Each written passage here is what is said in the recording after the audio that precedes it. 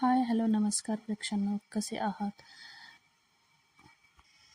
रोजच्या सारखाच आज पण लग्नानंतर होईलच प्रेम या मालिकेचा एपिसोड खूपच छान झालेला आहे. चला तर मग बघूया मालिकेत आज काय झालं. धनंजय नंदिनीच्या रूममध्ये येतो. नंदिनीला आवाज देत असतो, तर शारदा म्हणत असते, कशाला तिला आवाज देत आहे? ती तिच्या तुमच्या कामासाठी तिच्या मित्राकडे गेलेली आहे. तो काय तुमचा व्हिडिओ काहीतरी बनवायचा आहे ना, म्हणून. धनंजय म्हणतो, व्हिडिओ तुझा नालायक जावाई बनवायचा, तुला पीपीटी बनायचं आहे का? शारदा गोंधळून जाते, म्हणते, अहो सॉरी, मला ना ते चटकन नावच नाही आठवलं. शारदा त्याला म्हणत असते, चला मी पोहे केले आहे, खाऊन घ्या, थंड होतील नाही तर. धनंजय बाहेर जायला निघत असतो, तर त्याचं लक्ष अचानक जीवानी बनवलेले फोटोज ग्रीटिंग्सकडे जातं. तो तिथे जातो, त्याला दिसतं आणि तो म्हणतो, हा कचरा इथे कोणी ठेवला आहे? धनंजय बघतो, कचरा म्हणतो आणि शारदाला म्हणतो, जा पिशवी घेऊन ये, मी आत्ताच्या आत्ता हा कचरा बाहेर फेकून देतो. शारदा हे बघत असते. शारदा काही पिशवी आणायला जात नाही. धनंजय म्हणतो, अगं जा, तुला सांगितलं ना पिशवी घेऊन ये म्हणून. शारदा काही धनंजयचं ऐकत नाही. ती तिथेच उभे असते. धनंजय म्हणतो, थांब, तू नाही ऐकणार, मीच जाऊन घेऊन येतो. शारदा म्हणते, उगाच कशाला तुम्ही नंदिनीच्या भानगडीत पडताय हो? नंदिनीला नाही आवडणार ते. धनंजय काही शारदाचं ऐकत नाही. तिला बाजूला सरकवतो आणि पिशवी आणायला स्वतःच जातं. शारदा खूप समजवते, पण धनंजय काही केले ऐकत नाही. दुसऱ्या सीनमध्ये नंदिनी घरी आलेली असते. काव्या पळत जाऊन नंदिनीला मिठी मारते आणि म्हणते, कशी आहेस ग ताई तू? पार्थ तिथे येतो आणि म्हणतो, कशा आहात नंदिनी? नंदिनी म्हणते, छान आहे मी. आज ते काव्याची परीक्षा आहे ना, म्हणून तिला ऑल द बेस्ट करायला आले. आणि तिच्यासाठी मी नारळाच्या वड्या पण केल्या होत्या ना, ते पण घेऊन आले. जीवा हे सगळं बघत असतो, पण तो जवळ येत नाही, लांबच उभा राहतो. नंदिनी अधूनमधून जीवाकडे बघत असते, पण जीवाला नंदिनीचा खूप राग आलेला असतो ना, तो तिच्याकडे बघत पण नाही. काव्याचं हे लक्षात येतं की नंदिनी जीवाकडे बघत आहे. मग काव्या म्हणते, नंदिनी ताई, तू मला भेटण्यासाठी आली आहे, पण तुझे डोळे दुसरेच कोणाला तरी शोधत आहे, दुसरंच कोणाला तरी भेटण्याचा प्रयत्न करत आहे. काव्या म्हणते, नंदिनी ताई दुसऱ्याच कोणाला तरी भेटायला आली आहे. पार्थ म्हणतो, आय ॲग्री, येथे सगळ्यांचं खेळीमेळीचं वातावरण असतं. नंदिनी म्हणते, अरे वा, तुमच्या दोघांच्या सगळ्याच गोष्टी सारख्या व्हायला लागल्या आहे. आता सगळ्यावर एकमत व्हायला लागलं आहे की तुमचं. पार्थ लगेच विषय बदलतो आणि म्हणतो, बरं झालं तुम्ही आला आहात. काव्याची परीक्षा आहे ना उद्या, आणि मी तिला सोडवायला जाणार आहे. आम्ही आमची बॅगच भरायला जाणार होतो. कलेक्टर मॅडमची बॅग भरतो ना मी. आणि पार्थ तिथून निघून जातो. नंदिनी आपली जीवाकडे बघत असते, पण जीवा तिच्याकडे खूप राग बघत असतो. काव्या नंदिनीला इशाराने काहीतरी म्हणत असते की जा तू जीवा संगे बोल. नंदिनी जीवाकडे जायला निघते. हे जीवा बघतो आणि तेथून निघून जातो. नंदिनीला खूप वाईट वाटतं. काव्या नंदिनीला समजावते, खूप दुखावलंय ग जीवा, पण तू काळजी करू नकोस, सगळं ठीक होईल. आपण दोघी मिळून हे सगळं ठीक करू. आणि अशी कशी गताई तू बाबांच्या बोलण्यावर विश्वास ठेवला आणि जीवाच्या बोलण्यावर विश्वास नाही ठेवला आणि स्वतःच्याच माणसाला दुखून बसले. बरं ठीक आहे, जाऊ दे, नको एवढी काळजी करू, फार विचार करू नकोस.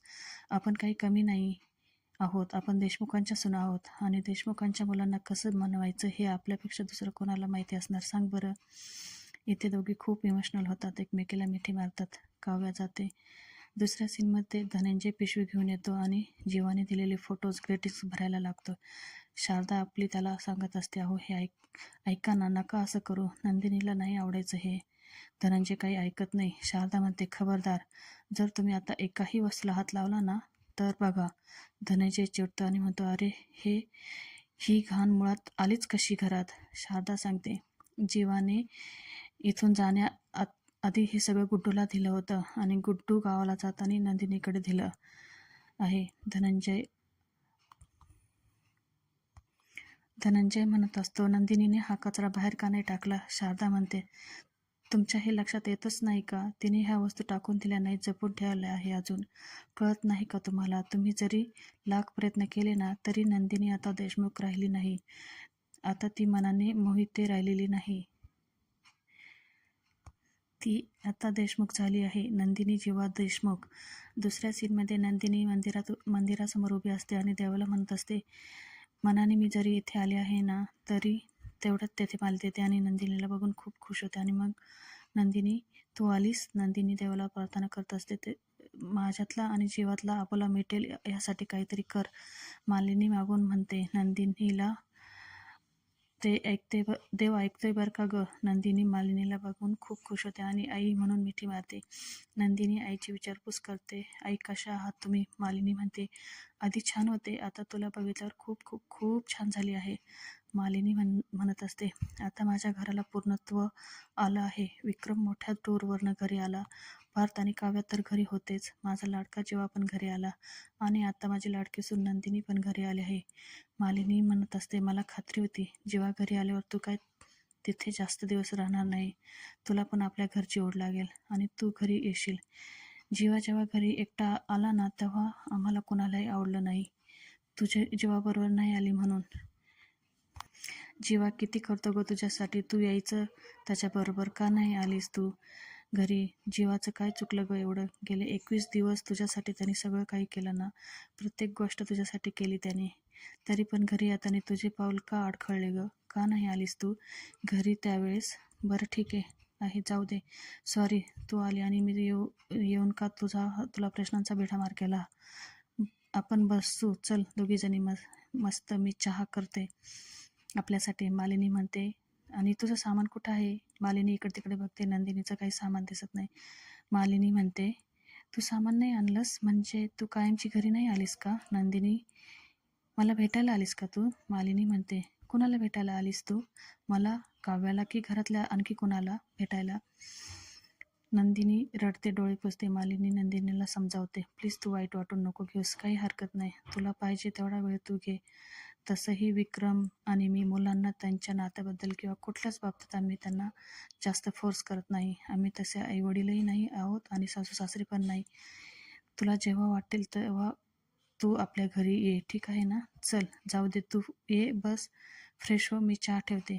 आणि मालिनी बघते की जीवा जिमवरनं आल्यानंतर त्याची बॅग तिथंच ठेवलेली असते. मालिनी म्हणते, अरे देवा, काय करू मी ह्या जीवाचं? हा पसारा नुसता पसारा घालून ठेवत असतो.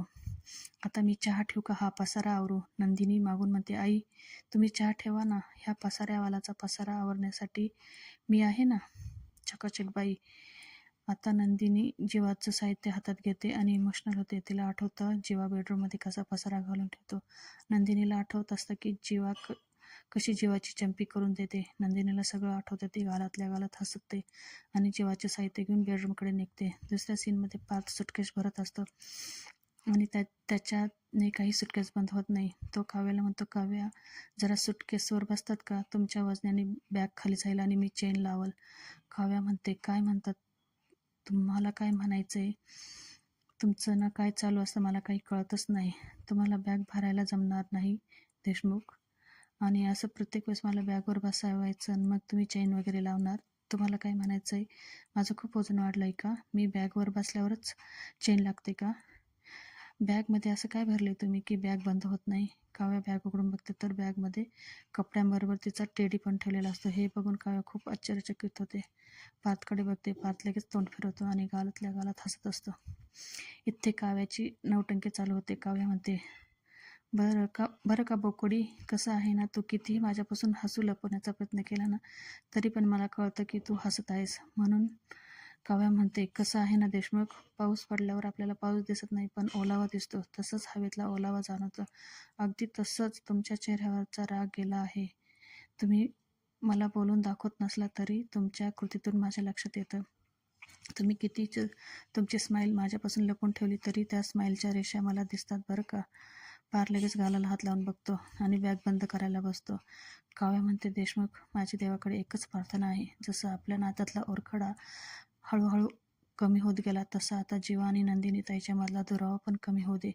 त्यांच्याही नात्यातल्या जखमा हळूहळू भरू दे. दुसऱ्या सीनमध्ये जीवा त्याच्या बेडरूममध्ये एरझऱ्या घालत असतो आणि त्याला आठवतं की नंदिनी घरी आलेली. जीवा खूप चिडतो, भिंतीवर हात मारतो. नंदिनी त्याची बॅग घेऊन बाहेरून दरवाजा वाजवते. नंदिनी म्हणते, अहो पसारेवाले मी आली आहे, दरवाजा उघडा ना. अहो चकाचक बाई आली आहे. जीवा मनातून खूप खुश झालेला असतो पण दरवाजा काही उघडत नाही. नंदिनी म्हणते, असा दरवाजा लावून माझ्यावर रागवून कसं चालेल? तुम्ही दार उघडा, मला माहिती आहे तुम्ही आत आहात. जीवा एका क्षणासाठी दरवाजा उघडायला पुढे जातो पण परत थांबतो. नंदिनी म्हणते, पसाऱ्यावाल्या किती भाव खात आहात तुम्ही? उघडा की दार, काहीतरी बोला. जेव्हा दरवाजा उघडायला जातो नंदिनी म्हणते, पसारेवाला, मला माहिती आहे तुम्ही माझ्याजवळ आला आहात, दरवाजापर्यंत आला आहात ना. अहो पसारेवाले, आता तरी बोला ना, दरवाजा उघडा ना, नाहीतर माझा आवाजाला ओ तरी द्या. जीवा हाताने कान जोरात दाबतो. नंदिनी म्हणते, मला माहिती आहे तुम्ही माझं बोलणं ऐकायला दरवाजापाशी आले आहात. तिला आयडिया सुचते. ती तिच्या हातातल्या घड्याळाची बेल लगेच चालू करते आणि जीवाच्या हातातल्या घड्याळात बेल वाजते आणि तिच्या लक्षात येतं की जीवा दरवाजाजवळच उभा आहे म्हणून. नंदिनी म्हणते, मी म्हटलं होतं ना तुम्ही दारापाशीच उभे आहात. खात्री होती मला. एका मिनिटात मी तुमचं सामान घेऊन आले आहे. कुठे ठेवू? जीवा आपण म्हणतो असतो, ठेवा तिथेच. नंदिनी म्हणते, पसाऱ्यावाल्या, मी तुमच्याशी बोलायला आले होते. खरं तर थेट मुद्द्यावर नाही आले. तुम्ही माझ्यावर रागावला आहात, नाराज आहात ना, म्हणून म्हटलं जीवा स्टाईलने थोडं मस्करीच्या मार्गाने जाऊया. तुम्हीच म्हणता ना, दुःखाला दूर लोटण्यासाठी हसणाऱ्या हातांची गरज असते. जेव्हा दरवाजा उघडणार तेवढं त्याला आठवतं की तो नंदिनीला म्हणत असतो, बोल नंदिनी, काल रात्री तू मला काय म्हणालीस ते सगळं तू तुझ्या बाबांना सांग. नंदिनी रडत रडत म्हणते, मला काहीच आठवत नाही जीवा, मला काहीच आठवत नाही. जीवा लगेच दरवाजापासून बाजूला होतो. नंदिनी बाहेरून त्याला विचारते, आठवतंय ना? जीवा म्हणतो, नाही आठवत मला काही. नंदिनी येथे नाराज होते आणि मागे सरकते आणि तिथून निघून जाते. पुढे रम्या तिच्या मोबाईलमध्ये गणपतीचा फोटो लावून आरती करत असते, प्रार्थना करत असते देवाची. देवापुढे हात जोडते. तेवढ्यात तेथे वसू आत्या येतात. रम्याला हात लावतात तर रम्या खूप घाबरते. रम्या म्हणते, तू आहेस होय? वसू आत्या म्हणते, अगं रम्या, किती घाबरतेस? मीच आहे. आणि हे काय, तू देवासमोर हात जोडून प्रार्थना करतेस का? साखरेचा नैवेद्य सुद्धा ठेवलायस. कोणासाठी प्रार्थना करतेस रम्या? काव्याचे मेन्स क्लिअर व्हावे म्हणून प्रार्थना करतेस का? रम्या म्हणते, काय तू बरी आहेस ना? वसू आत्या म्हणते, अगं मग हे सगळं काय आहे? रम्या म्हणते, अगं तिचं चांगलं व्हावं म्हणून मी कशाला देवाकडे प्रार्थना करू? उलट काहीतरी वेडं वाकडं व्हावं म्हणून मी प्रार्थना करेन. तिची परीक्षा आहे तरी माझ्या पार्थला सोबत घेऊन चालली आहे ना.